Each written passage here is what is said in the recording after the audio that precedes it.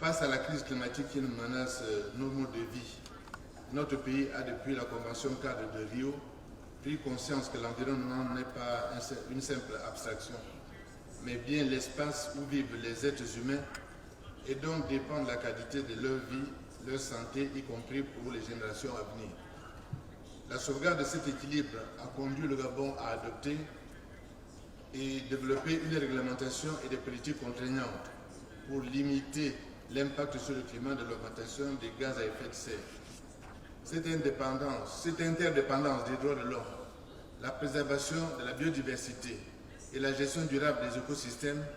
ont pris une place dans notre Constitution. C'est ainsi que dans le bloc de constitutionnalité,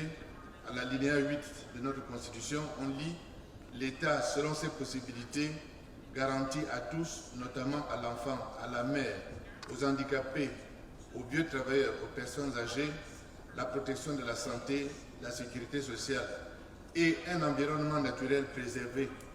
C'est ce droit constitutionnel à un environnement sain qui est le fondement de l'ambitieux dispositif législatif et réglementaire de préservation de l'environnement en vigueur. En effet, fort de son patrimoine naturel en forêt qui couvre 88% de son territoire, le Gabon a considéré qu'il y avait une responsabilité particulière pour l'intérêt général en s'obligeant dans certaines situations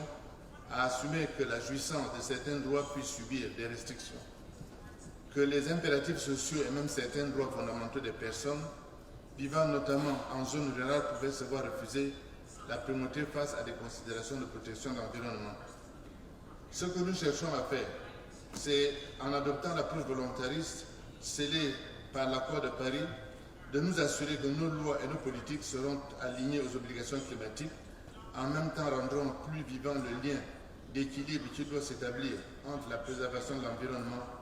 et le respect des droits de l'homme.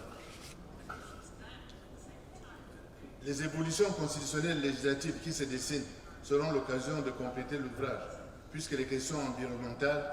figureront en bonne place dans la feuille de route que le gouvernement met en place dans le cadre de la nouvelle refondation. Mesdames, Messieurs, mobiliser en faveur du droit à la vie, à la liberté, à la propriété, aux ressources naturelles, ainsi que les mécanismes juridiques pour leur effectivité, c'est s'accorder avec la doctrine de l'Assemblée générale des Nations unies